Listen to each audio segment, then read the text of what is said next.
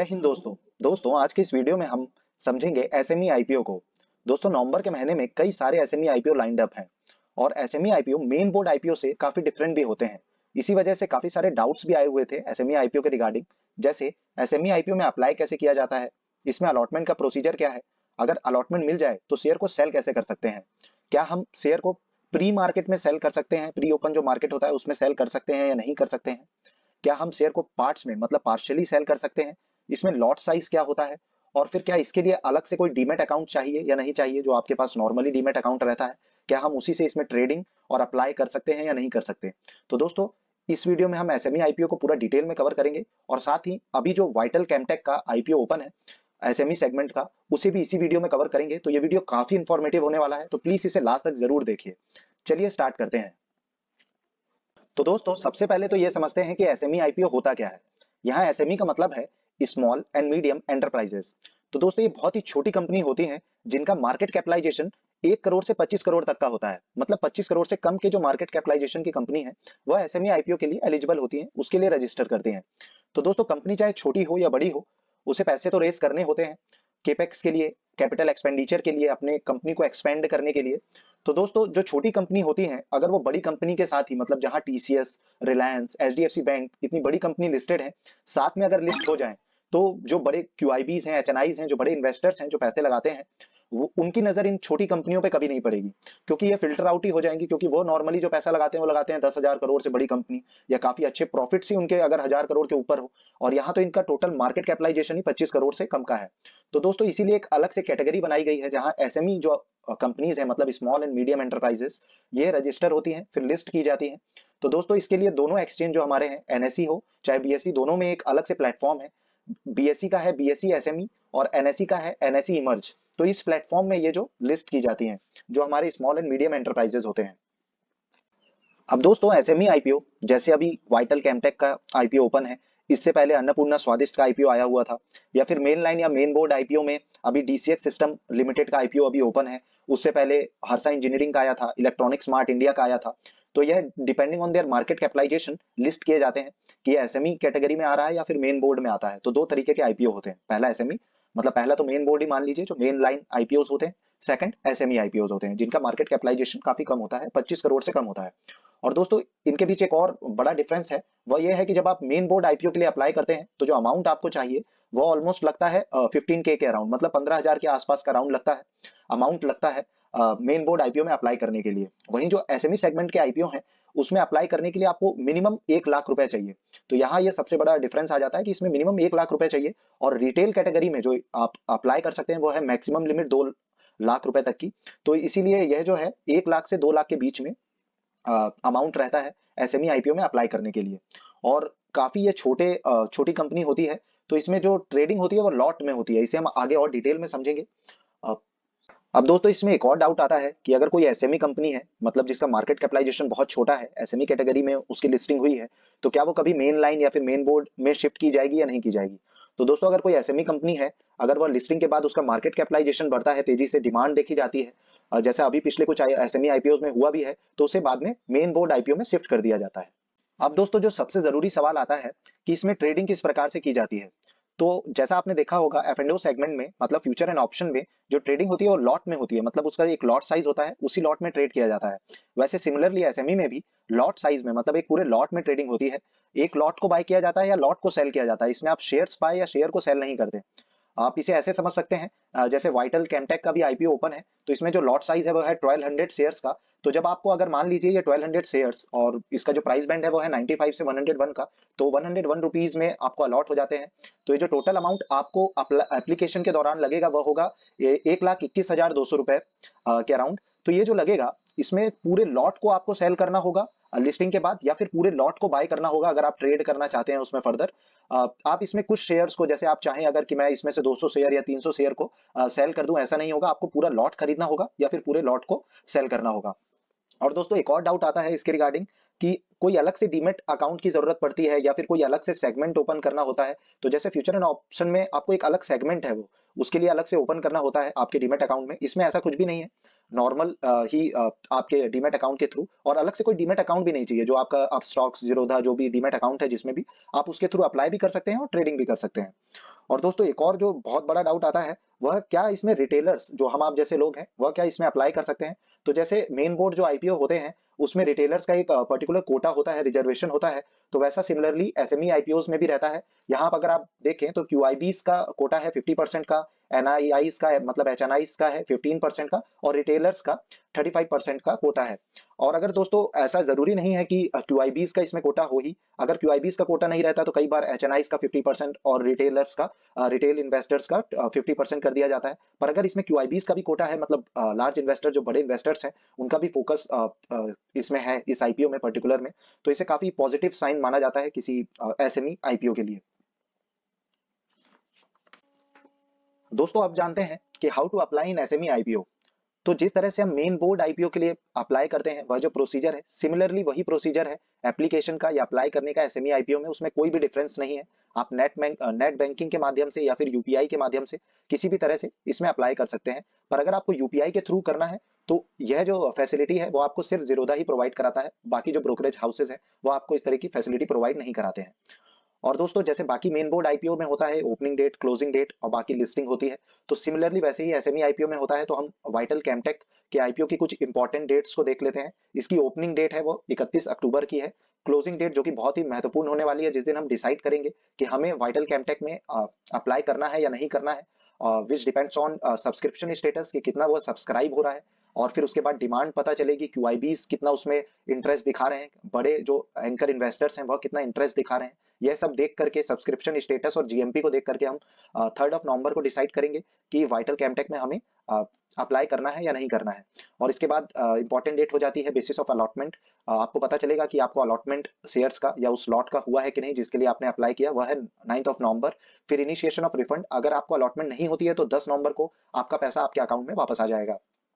वैसे तो अमाउंट जो है वो अकाउंट में ही रहता है, ब्लॉक्ड रहता है, तो वह अनब्लॉक कर दिया जाता है। और फिर है credit of shares to demat. तो इसके बाद अगर आपको अलॉटमेंट मिल जाती है, तो ये जो शेयर्स हैं वो आपके अकाउंट में, डीमेट अकाउंट में 11 नवंबर को क्रेडिट कर दिए जाएंगे। और इसकी लिस्टिंग जो है वह होगी 14 नवंबर को। तो लिस्टिंग के बाद अगर आपको अलॉटमेंट मिल जाता है, और तो लिस्टिंग बहुत ही ज्यादा जरूरी हो जाती है एसएमई आईपीओ में, क्योंकि इसमें आप बहुत ही एक बड़े अमाउंट के साथ इनिशिएट करते हैं। इसमें आपको 1 लाख से ऊपर का अमाउंट लगाना होता है। तो इसीलिए लिस्टिंग डे पर 2 तरीके की स्ट्रेटेजी रहती है। होल्ड की तो मैं आपको राय नहीं दूंगा, इसमें मेनली लिस्टिंग गेन्स के लिए ही अप्लाई करें। तो चलिए अब समझते हैं कि लिस्टिंग के बाद शेयर्स को सेल कैसे करना है।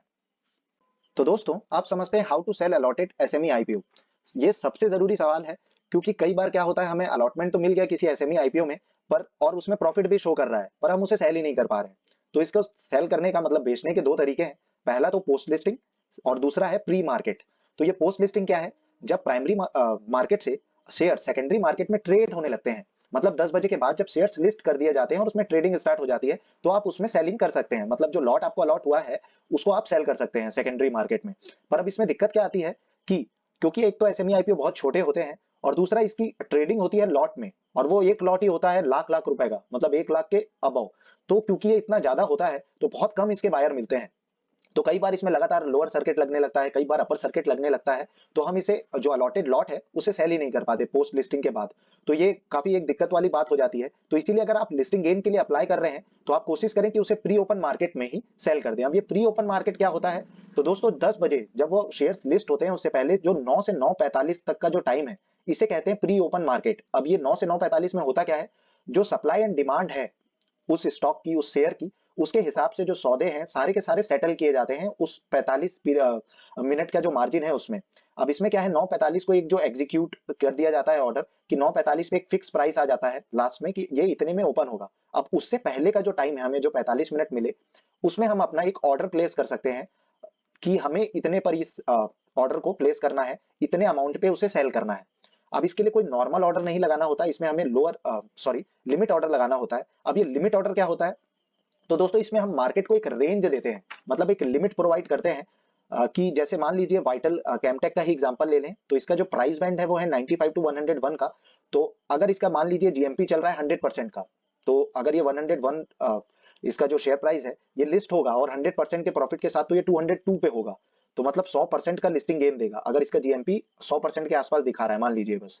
तो अगर हमें पता है कि ये इससे ऊपर ओपन होने वाला है, मतलब 101 से तो ऊपर ही होगा, तो हम उसको और थोड़ी सी रेंज दे करके लोअर सर्किट पर ही लिमिट ऑर्डर को अगर प्लेस कर दें, अगर लोअर सर्किट मान लीजिए 5% का है या 10% का है, ये आपको बीएसई की वेबसाइट से भी मिल जाएगा कि पर्टिकुलर जो स्टॉक है या आईपीओ है उसका लोअर सर्किट अभी क्या है। तो अगर आप लोअर सर्किट पर उसके लगा दें या फिर प्राइस टू प्राइस पे लगा दें, तो मान लीजिए कि 101 पर ही आप उसका लिमिट ऑर्डर प्लेस करते हैं, तो 101 के ऊपर, मतलब अगर चाहे वो 150 पे ओपन हो, चाहे वो 200 पे ओपन हो, चाहे वो 300 पे ओपन हो, चाहे वो 100% गेन दे रहा हो, चाहे 150% गेन दे रहा हो, वो ऑर्डर आपका एग्जीक्यूट हो जाएगा और उस प्राइस पे नहीं होगा जो आपने लगाया है। जिस प्राइस पे ओपन होगा वही प्राइस पे एग्जीक्यूट हो जाएगा। तो आपने पूरी एक रेंज ले ली, तो उसमें जो मार्जिन ऑफ सेफ्टी है वो बढ़ जाती है।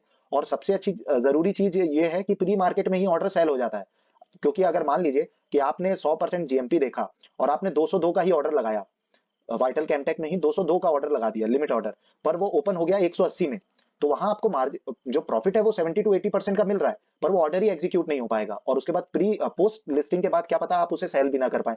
इसीलिए प्री मार्केट में आप लोअर ऑर्डर पे अपना लिमिट ऑर्डर लगा सकते हैं या फिर प्राइस टू प्राइस भी लिमिट ऑर्डर लगा करके प्री मार्केट में ही एसएमई आईपीओ को सेल कर सकते हैं। और हाँ दोस्तों, अगर आप ग्रो ऐप के थ्रू ट्रेडिंग करते हैं, शेयर्स बाय या सेल करते हैं, तो जो मैंने स्ट्रेटेजी बताई सेल करने की प्री ओपन मार्केट वाली, वह आप ग्रो में यूज नहीं कर पाएंगे। ये फैसिलिटी ग्रो में नहीं मिलती है आपको। ये फैसिलिटी जो है वो अपस्टॉक या फिर जीरोधा में मिलती है। अगर आपके पास डीमैट अकाउंट अपस्टॉक या फिर जीरोधा में नहीं है, तो आप हमारे डिस्क्रिप्शन में दिए लिंक के थ्रू अपस्टॉक या फिर जीरोधा में अपना अकाउंट खुलवा सकते हैं। तो दोस्तों, अब तक तो हमने जितने सारे डाउट्स आए हुए थे एसएमई आईपीओ के रिगार्डिंग कि ये किस तरीके से मेन बोर्ड से अलग है, वह सारे कवर किए। फिर भी अगर कोई क्वेरी रह जाती है तो आप कमेंट सेक्शन में आप पूछ सकते हैं, and I will be happy to help you out in that. And दोस्तों, अब बात करते हैं वाइटल कैमटेक जो आईपीओ है, एसएमई आईपीओ है, उसके रिगार्डिंग। तो it is incorporated in 2013। Vital Chemtech Limited is engaged in business of manufacturing of phosphorus derivative products. तो ये नॉर्मली केमिकल सेक्टर की कंपनी है जो कि फास्फोरस डेरिवेटिव प्रोडक्ट्स बनाती है, और मेनली इसका जो बेस है वह है गुजरात बेस्ड कंपनी है, अहमदाबाद में इसका प्लांट है। तो मेनली अभी देखा भी गया जो केमिकल सेक्टर की जो एसएमई आईपीओज आए थे उन्होंने काफी अच्छा भी परफॉर्म किया है। पर आप ध्यान दें, जब भी हम एसएमई आईपीओज में अप्लाई करने की बात करते हैं, तो नॉर्मली उसका जो वह काम क्या करती है उससे ज्यादा जरूरत होती है देखने की कि उसके फंडामेंटल्स कैसे हैं, वैल्यूएशन किस वैल्यूएशन पे वो अपना आईपीओ को लेकर के आ रही है। और सेकंड बहुत जरूरी चीज कि उसकी डिमांड कितनी ज्यादा है, क्योंकि ये आईपीओ काफी छोटे होते हैं। तो अगर इनकी डिमांड काफी अच्छी है, तो चाहे मार्केट में कुछ भी हो रहा हो, कंपनी कैसी भी हो, अगर डिमांड अच्छी है तो उसका जो इफेक्ट है उसके प्राइस में जरूर देखने को मिलता है। और थर्ड और मोस्ट इंपॉर्टेंट चीज, हम उसका GMP grey market premium check करते हैं। तो अगर grey market premium 50% and above है, तो उसमें काफी अच्छे चांसेस रहते हैं कि वह काफी अच्छा रिटर्न और लिस्टिंग गेन हमें देगा। तो दोस्तों, वाइटल कैमटेक जो है उसके आप वैल्यूएशन को भी चेक कर लेते हैं। तो दोस्तों, अगर वाइटल कैमटेक के कंपनी फाइनेंशियल्स की बात की जाए, तो इसका जो प्रॉफिट आफ्टर टैक्स है वो 31 मार्च 2020 में था 105 लैक्स का। फिर 31 मार्च 2021 में था 293 लैक्स का। वहीं 24 नवंबर 2021 में था 784 लैक्स का। ऐसे ही इसमें कंटिन्यूअस ग्रोथ है। उसके बाद मार्च 2022 में 670 लैक्स का है। 30 अप्रैल उसके जस्ट एक महीने बाद भी, एक महीने में ही 135 लैक्स का है। तो इसकी जो प्रॉफिट है, कंपनी प्रॉफिट में है, सबसे जरूरी चीज। और फिर रिजर्व्स एंड सरप्लस भी इसने बनाए हैं। पर एक और पॉइंट यहाँ पे देखने वाला होगा कि यहाँ जो टोटल बोरोइंग्स है, ये जो बोरोइंग है काफी ज्यादा कंपनी ने अपनी बढ़ाई है। पर ओवरऑल इसके फाइनेंशियल बहुत ज्यादा तो हम चेक भी नहीं कर सकते, क्योंकि एक छोटी एसएमई सेगमेंट की कंपनी है, पर प्रॉफिट वाली कंपनी है। पर इसमें बोरोइंग काफी ज्यादा है। तो अब नेक्स्ट चीज इसका चेक करते हैं हम, डिमांड कितनी ज्यादा है और ग्रे मार्केट प्रीमियम क्या कह रहा है। दोस्तों, अगर किसी भी आईपीओ में आपको डिमांड को चेक करना है, तो आप तीन चीज को देखें। पहला तो सब्सक्रिप्शन स्टेटस, कि कितने टाइम वो सब्सक्राइब हुआ है अपने फर्स्ट सेकंड या लास्ट डे पे, कितना सब्सक्रिप्शन फिगर निकल करके आया है। सेकंड, आप चेक कर सकते हैं जीएमपी की ग्रे मार्केट में उसकी डिमांड कितनी बनी हुई है, सब्जेक्ट टू सौदा रेट क्या चल रहा है। थर्ड, आपको उसमें देखना होता है कि एंकर बुक लिस्ट जो है, एंकर इन्वेस्टर्स की जो लिस्ट रहती है, मतलब बड़े जो इन्वेस्टर्स हैं उनका उस पर कितना फोकस है, कितना वो इन्वेस्ट कर रहे हैं। तो अगर वाइटल कैमटेक की बात करें सब्सक्रिप्शन की फिगर की, तो सेकंड डे के क्लोजिंग पर क्यूआईबीज ने अब तक 1.74 टाइम्स, एचएनआईज ने 6.39 टाइम्स, रिटेल इन्वेस्टर्स ने अब तक 27.40 टाइम, जो कि अपने आप में एक मैसिव फिगर है। और टोटल अब तक 11.43 टाइम ये ओवर सब्सक्राइब हो चुका है। और सेकंड डे के एंड पर ये 4 दिन तक खुला रहेगा और 3rd ऑफ नवंबर इसकी लास्ट डेट है। मतलब इसमें काफी अच्छा डिमांड देखने को मिल रही है। और दोस्तों, अगर ऑब्जेक्ट्स ऑफ द इशू की बात करें कि किस लिए कंपनी इस आईपीओ को लेकर के आना चाहती है, तो पहला इसमें पॉइंट है to meet working capital requirements, second general corporate purpose, third to meet public issue expenses. तो जैसे बाकी आईपीओस में रहता है, सिमिलर वैसा ही है। अब जीएमपी की बात करें तो दोस्तों, जीएमपी वाइटल कैमटेक की इस समय बहुत ज्यादा दिख रही है, 83 के आसपास की जीएमपी है। और 101 का जो इशू प्राइस है इसका, उससे अगर देखा जाए तो 184 की लिस्टिंग के अराउंड और 82.18% का मैसिव प्रॉफिट या लिस्टिंग गेन अभी ये शो कर रहा है ग्रे मार्केट प्रीमियम के अनुसार।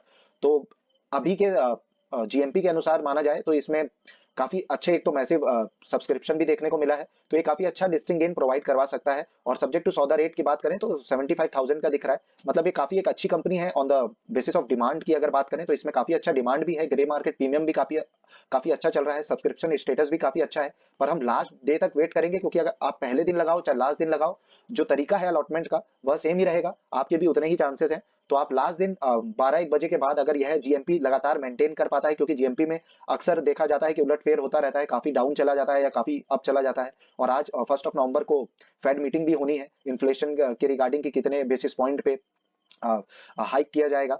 तो उस बेसिस पर आप लास्ट डे मतलब 3 नवंबर को 12 बजे के अराउंड ये डिसाइड करें। अगर इसका जीएमपी अच्छा चल रहा है, हम अपने यूट्यूब चैनल में भी दिखा देंगे कि हम अप्लाई कर रहे हैं या नहीं कर रहे, तो उस बेसिस पे आप भी अपना डिसीजन ले सकते हैं।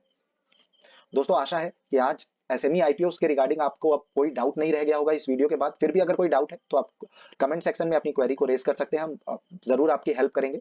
और आगे जो जीएमपी में बदलाव अगर कुछ होते हैं तो वह भी हम पोस्ट के थ्रू और नॉर्मली वीडियोस के थ्रू, शॉर्ट्स के थ्रू आपको उससे अपडेटेड रखेंगे। धन्यवाद, जय हिंद।